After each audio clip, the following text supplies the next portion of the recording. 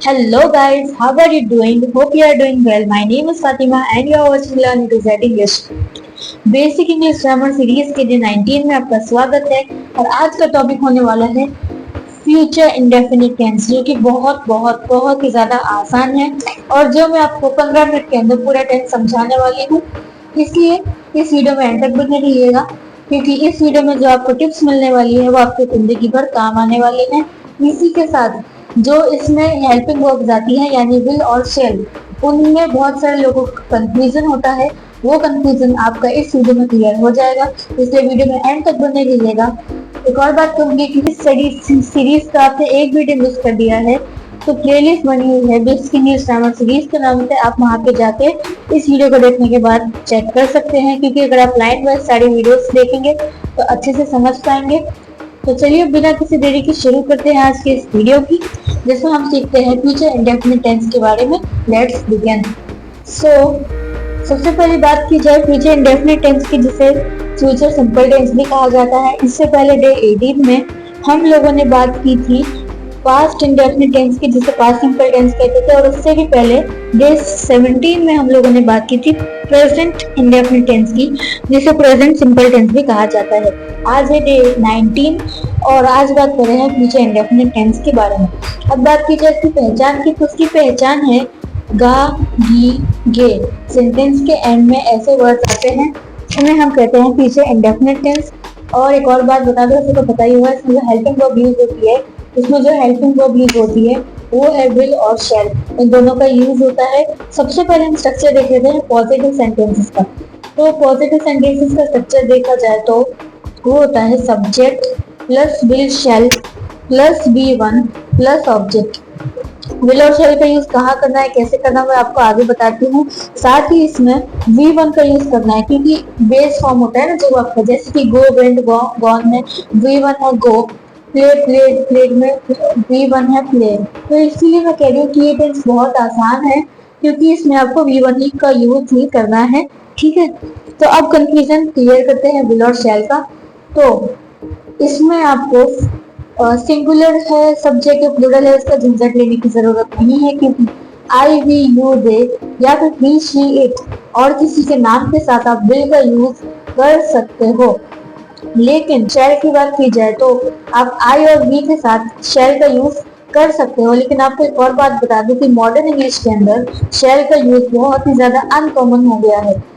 ठीक है, लेकिन एक और बात है कि जब हम किसी को कमांड दे रहे होते हैं, यानी कि किसी को ऑर्डर दे रहे होते हैं, फिर किसी से रिक्वेस्ट कर रहे होते हैं या किसी को कुछ सजेशन दे रहे होते हैं, एडवाइस दे रहे होते हैं, तब हम इस रूल को उल्टा कर देते हैं कि आई और वी के साथ विल का यूज करते हैं और you they he she it या फिर किसी के नाम के साथ शैल का यूज करते हैं।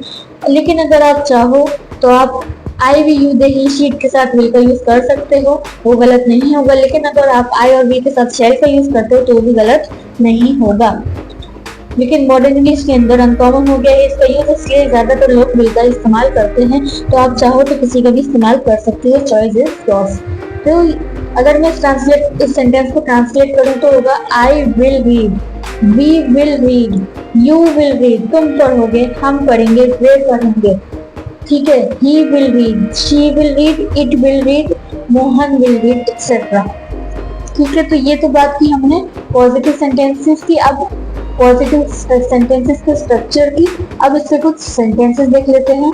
तो हम फ्यूचर इंडेफिनिट टेंस का यूज कब करते हैं, जब हम कोई एक्शन जो फ्यूचर में होने वाला होता है उसके बारे में बताते हैं। तो सेंटेंस देखते हैं। अब मैं जाऊंगी, आई विल गो, मैं जाऊंगी, विल गो। यहाँ पे मैं आई शैल जो भी लिख सकती हूँ, गलत नहीं होगा।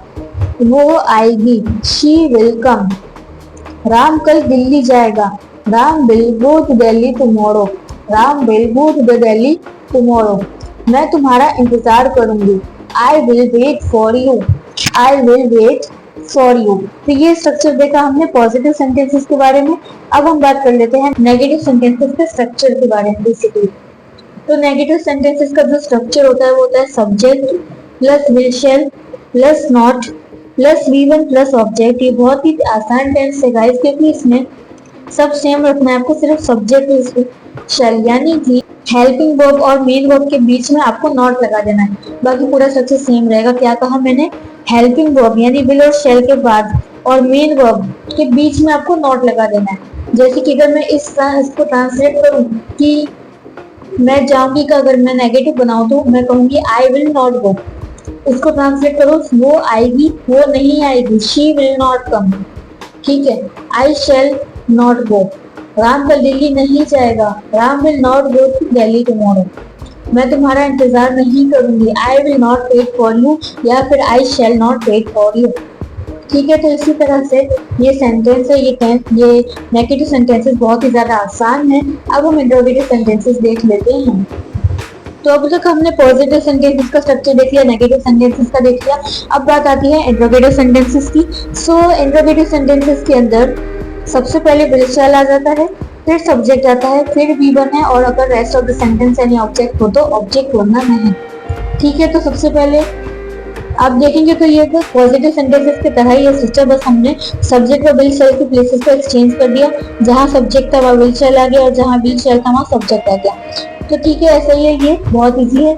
सबसे पहले आपको विल शेल रखना है, फिर सब्जेक्ट, फिर बी वन, फिर ऑब्जेक्ट। अगर मैं सेंटेंस ट्रांसलेट करूँ, क्या राम कल दिल्ली जाएगा, तो सबसे पहले विल, राम यानी जो सब्जेक्ट है वो, फिर V1 यानी गो, और इसके बाद rest of the sentence to Delhi tomorrow. Will Ram go to the Delhi tomorrow, क्या राम कल दिल्ली जाएगा। विल शी कम टुमारो, क्या वो कल आएगी। ठीक है, तो इस तरह से हम इंट्रोगेटिव सेंटेंसेस भी बनाते हैं।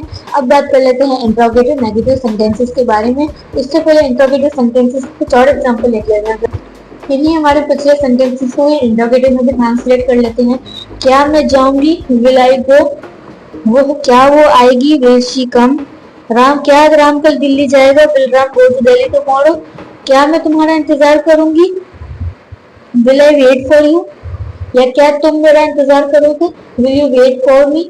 इस तरीके से हम इंट्रोगेटिव सेंटेंसेस भी बनाते हैं। अब बात करते हैं इंट्रोगेटिव नेगेटिव सेंटेंसेस की। तो अगर अब बात की जाए इंट्रोगेटिव नेगेटिव सेंटेंसेस की, तो उसका स्ट्रक्चर होता है कि सबसे पहले विल शैल रख देते हैं, फिर सब्जेक्ट, फिर नॉट, फिर बी वन, इसके बाद अगर ऑब्जेक्ट है तो ऑब्जेक्ट। तो इसमें क्या हो रहा है कि सब्जेक्ट के बाद और बी वन के बीच में आपको नॉट लगा देना होता है इंट्रोगेटिव नेगेटिव सेंटेंसेस के लिए। क्या कहा मैंने, सबसे पहले विल शैल रख देना होता है, उसके बाद सब्जेक्ट, फिर वी वन और सब्जेक्ट के बीच में आपको नॉट लगा देना होता है, उसके बाद ऑब्जेक्ट अगर हो तो ऑब्जेक्ट। अगर मैं कोई ट्रांसलेट करूँ कोई सेंटेंस को तो बनेगा, क्या राम कल दिल्ली नहीं जाएगा, तो सबसे पहले विल, उसके बाद सब्जेक्ट जो कि है राम, उसके बाद not, will Ram not go to Delhi tomorrow. क्या राम कल दिल्ली नहीं जाएगा, क्या वो कल नहीं आएगी, will she not come tomorrow. क्या मैं कल नहीं जाऊंगी, will I not go tomorrow. इस तरीके से हम इंट्रोगेटिव नेगेटिव सेंटेंसेस भी बनाते हैं। गाइस एक बात आपको बता दूं कि मैंने टेंसेस की वीडियो बनाया है जिसमें जो कि सेंटेंसेस के टाइप होते हैं, जैसे कि पॉजिटिव, नेगेटिव, इंट्रोगेटिव और इंट्रोगेटिव नेगेटिव। तो उसमें सबका स्ट्रक्चर बस सेम ही होता है, बस हेल्पिंग वर्ब्स जो होती हैं वो अपनी पोजीशन चेंज कर ली होती हैं, चेंज करती होती हैं। तो अगर आपने किसी एक भी टेंस को समझ लिया तो आपके लिए बाकी सारे टेंसेस समझना बहुत ही ज्यादा आसान हो जाते हैं। तो आपने पॉजिटिव समझ लिए, नेगेटिव समझ लिए, इंट्रोगेटिव समझ लिए और साथ ही इंट्रोगेटिव नेगेटिव भी समझ लिए। अब बात आती है कॉन्ट्रैक्टेड फॉर्म्स की। कॉन्ट्रैक्टेड फॉर्म्स क्या होता है, जब हम दो वर्ड्स को जोड़ के एक नया वर्ड फॉर्म करते हैं उन्हें कॉन्ट्रैक्टेड फॉर्म्स कहा जाता है। जैसे कि हम प्रेजेंट में करते थे डू नॉट का डोंट, डज नॉट का डजंट। इस तरीके से विल और शैल की भी फॉर्म्स होती है, जैसे कि आई विल को I will, you will, we will, she will, it will, they will, I shall. इस तरीके से उसकी भी फॉर्म्स होती है। तो एक एक करके सबको देख लेते हैं एक बार। तो जब हम आई और विल का कॉन्स्ट्रक्टेड फॉर्म बनाएंगे तो W और I हट जाएगा और इसकी जगह पे अपॉस्ट्रोफी S आ जाएगा और उसके बाद डबल L सेम रहेगा। इसमें घबराने की बात नहीं है क्योंकि सबकी स्पेलिंग चेंज नहीं होती है। तो इसको आप प्रोनाउंस करेंगे आई विल, यू विल को प्रोनाउंस करेंगे यू विल, वी विल को प्रोनाउंस करेंगे विल, शी विल को प्रोनाउंस करेंगे शी, इट विल को प्रोनाउंस करेंगे इट विल, दे विल को प्रोनाउंस करेंगे दे विल। और अगर ये तो हुई विल की बात, और अगर शेल की बात करें तो शेल का कंस्ट्रक्टेड फॉर्म नहीं होता है। आप आई शेल को शॉर्ट फॉर्म में लिख के नहीं कर सकते, आपको उसे पूरा ही लिखना पड़ेगा। I shall go, I shall come, इस तरीके से शेल की कोई फॉर्म नहीं होती है। और ये तो बात की पॉजिटिव फॉर्म्स की। अगर नेगेटिव फॉर्म्स की बात करें तो वो होती है आई विल नॉट, विल नॉट का जगह हम जो उसकी कॉन्स्टेंटिव फॉर्म बनाएंगे तो हो जाएगा वोंट, WON, इसके बाद एपोस्ट्रोफी, इसके बाद T, आई वोंट। और अगर शेल नॉट का हम बनाएंगे तो वो हो जाएगा शेंट या फिर शॉन्ट। शेंट और शॉन्ट, इसको दोनों तरीके से आप प्रोनाउंस कर सकते हो। अगर आप ब्रिटिश इंग्लिश में कर रहे हो तो भी, अमेरिकन इंग्लिश में कर रहे हो तो भी, इस तरीके से इसकी अलग अलग प्रोनाउंसिएशंस लिखी हैं। Alright guys, that's all for today. I hope आपको आज के इस वीडियो में बहुत मजा आया होगा, और अगर मजा आया हो तो प्लीज वीडियो को लाइक जरूर कर दीजिएगा, बेल आइकन को प्रेस करना मत भूलिएगा। मैं मिलूंगी आपसे डे 20 में, जहां हम बात करेंगे प्रेजेंट कॉन्टिन्यूअस टेंस के बारे में, तो वो वीडियो तो आपको बिल्कुल भी मिस नहीं करनी है। वीडियो को शेयर भी कर दो अगर पसंद आ गई हो तो। मैं मिलती हूँ आपसे डे 20 में, तब तक के लिए thank you so much for watching, bye.